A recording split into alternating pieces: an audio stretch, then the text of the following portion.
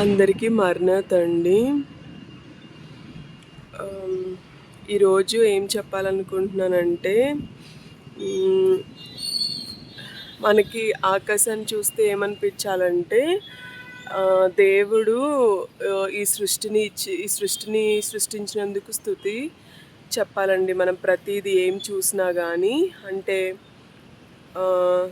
ఇప్పుడు ఒక మంచి చెట్టు ఉందండి, దానికి పువ్వు పూసిందనుకోండి, ఆ పువ్వుని చూసి కూడా ఈ పువ్వే ఇంత అందంగా ఉందంటే అదే అవన్నీ ఇచ్చిన ఆయన ఇంకెంత అందంగా ఇంకెంత గొప్పవారో అనుకొని ఆయనకి స్తుతి చేయాలంటండి. అలాగా ఈ లోకంలో ప్రతీది కూడా మనం ప్రతి విషయంలో అనమాట, మనకి దేవుడు ఏమిచ్చినా కానీ ప్రతి దాని యందు దేవునికి స్తుతి చేయాలంటండి. ఇప్పుడు యాక్సిడెంట్స్ నిజంగా ఎన్నోసార్లు ఒక్క అడుగులో యాక్సిడెంట్ అయిపోయేదనమాట. చాలాసార్లు చాలా జరిగాయి అనమాట. చెన్నైలో ఉన్నప్పుడు అప్పుడు కూడా అంతే అనమాట. జస్ట్ ఒక్క అడుగులో 4 వైపులా రోడ్డే ఉందండి.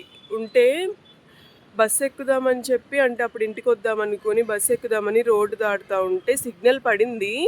సిగ్నల్ పడినా కానీ సిగ్నల్ పడితే నేను 4 వైపులా ఆగిపోతాయేమో అనుకునేదాన్ని అనమాట. అప్పుడు నాకు తెలీదు.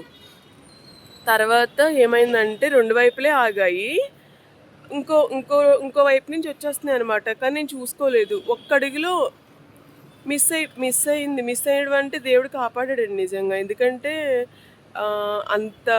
అంతలాగా దేవుడు కాపాడుతున్నారనమాట. మనకు తెలీదు. అంటే ఏదో మనం బతికేస్తున్నాం కదా, మనంతటి మనం బతికేస్తున్నాం అనుకుంటున్నాం, కానీ ఇదంతా దేవుడు పెట్టిన భిక్ష అండి. మన ప్రాణమైనా, లేదంటే మనం ఏదైనా కష్టస్థితిలో ఉన్నా, లేదా ఏమన్నా ప్రమాదంలో ఉన్నా కానీ దేవుడే కాపాడుతున్నాడండి. మనంతటా మనమైతే బతకట్లేదు ఎప్పుడు కూడా.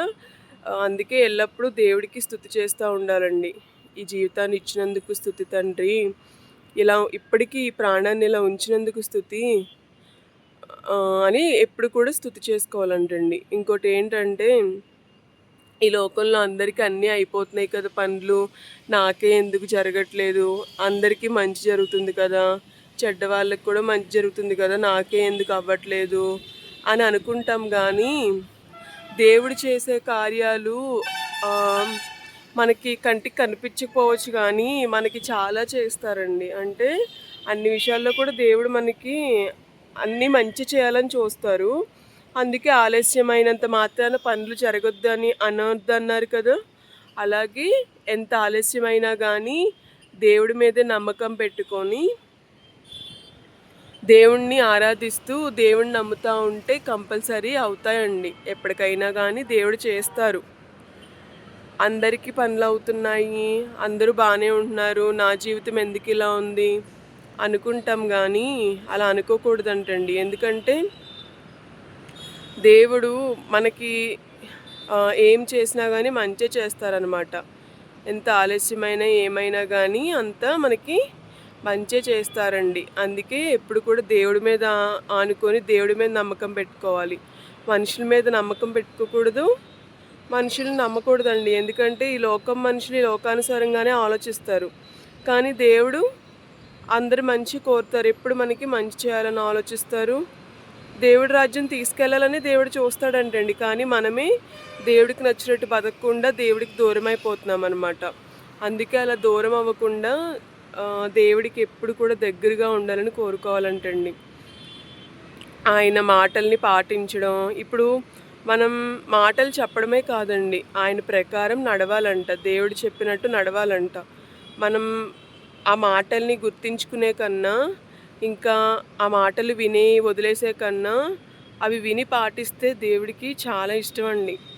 అందుకే ఎప్పుడు కూడా దేవుడికి నచ్చే పనులు చేయాలి, దేవుడు చెప్పినట్టు వినాలన్నమాట. అందుకే ఎప్పుడు కూడా మనం ప్రార్థిస్తూ దేవుణ్ణి తలుచుకుంటూ దేవుణ్ణి కోరుకుంటూ ఉంటే కంపల్సరీ మనకి దేవుడు అంతా మంచి జరుగుతుంది. ఒకవేళ ఈ లోకంలో మనకు కావాల్సినవి ఇవ్వకపోవచ్చండి, అందరికీ జరిగినట్టు కార్యాలు మనకు జరగకపోవచ్చు. కానీ ఈ లోకం ఎలాగో శాశ్వతం కాదు కదా. అందుకని ఈ లోకంలో మనకి ఏమి జరిగినా జరగకపోయినా మనం ఇలాగే ఉన్నా కానీ దేవుడి రాజ్యం ఉంటుంది కదా, ఆ దేవుడి రాజ్యానికి మనల్ని తీసుకువెళ్తే సరిపోతుందండి. ఎందుకంటే అదే కదా నిత్య రాజ్యం, అక్కడే నిత్య సుఖాలు ఉంటాయి అన్నమాట. ఇదంతా ఏంటి వ్యర్థం అనమాట. ఇక్కడికి మనం భూమి మీదకి యాత్ర చేయడానికి మాత్రమే వచ్చాము. ఇదంతా నిజం కాదు, ఇదంతా శాశ్వతం కాదు.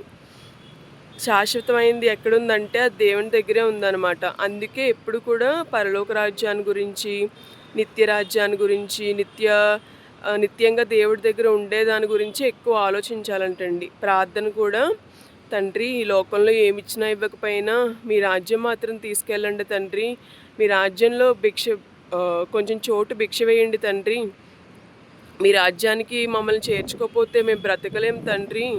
ఎందుకంటే ఈ లోకంలో డబ్బైనా ఇంకా మనం కోరుకునేదైనా ఏమొచ్చినా కానీ, ఒక ఉద్యోగమైన ఏదైనా ఏం చేసినా కానీ ఇదంతా వ్యర్థం అనమాట. అసలు ఇదంతా శాశ్వతం కాదు, ఇదంతా వ్యర్థం. అంటే ఏంటి, కొంతసేపు కనబడి కొంతసేపు మాయమైపోయే, అంతలోనే మాయమైపోయే లోకం అనమాట ఇది. అందుకే ఎక్కువ ఈ లోకం గురించి ఆలోచించకుండా దేవుని గురించి ఆలోచించి, నిత్యరాజ్యం గురించి ఆలోచించి మనం దేవుడి దగ్గరికి వెళ్ళాలని కోరుకోవాలండి. అంతేగాని ఇంక ఈ లోక సుఖాల గురించి, లోకపు ఆలోచనల గురించి, ఇంక ఈ లోకాన్ని గురించి ఇంకా ఆలోచించకూడదు, కోరుకోకూడదు అనమాట. కానీ మనుషులం కదా, మనం అనేసుకుంటాం నాకు అదే కావాలి, ఇలా జరగాలి, నాకు ఈ లోకానికి నిజంగా ఎన్నో అడ్లు ఉంటాయండి, ఒకరికొకరు ఎన్నో అడ్లు ఉంటాయి. కానీ ఏ అడ్లు లేని వాళ్ళు ఎవరో తెలుసా? దేవుడు మాత్రమే. ఆయన మాత్రమే, ఆ పరిశుద్ధ దేవుడు మాత్రమే మనలో అడ్డులు చూడరనమాట. మనకి ఆయనకి అడ్డు ఉండదనమాట. అందుకే మనము చాలా పవిత్రంగా, నీతిగా, నిజాయితీగా, మంచిగా బతకాలన్నమాట. అప్పుడు దేవుడి రాజ్యం వచ్చేసరికి మనం సిద్ధంగా ఉన్నామనుకోండి, దేవుడు మనల్ని తీసుకెళ్ళిపోతారనమాట. అప్పుడు మనకి చాలా సంతోషంగా ఉంటుంది. అందుకే అందరూ పరలోక రాజ్యం వెళ్ళాలని అందరూ ప్రార్థన చేసుకుందామండి డైలీ. అందుకే ప్రతిరోజు ఈ లోకం గురించి అడగకుండా, తండ్రి మీ రాజ్యమే శాశ్వతం తండ్రి, మీ రాజ్యంలో కొంచెం చోటు భిక్ష వేయండి తండ్రి,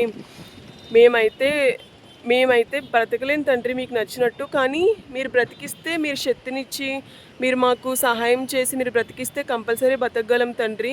మనం ప్రయత్నించాలండి దేనికైనా కానీ. ఏమీ చేయకుండా అట్లానే ఉండి దేవుడే వచ్చేసి నన్ను తీసుకెళ్ళిపోంటే తీసుకెళ్ళిపోరు. మన లక్షణాలు దేవుడికి నచ్చినట్టు ఉండాలి, మనం నడక కూడా దేవుడికి నచ్చినట్టు ఉండాలన్నమాట. మన ప్రతి పనిలో దేవుడుండి, మనం చేసే పని మంచిదై ఉండి, మనం నిజాయితీగా, మంచిగా, నీతిగా బతికి, ఎవరికి అన్యాయం చేయకుండా ఉండి మనం మంచిగా బతికితే కంపల్సరీ దేవుడు తీసుకెళ్తాడండి మరణాత.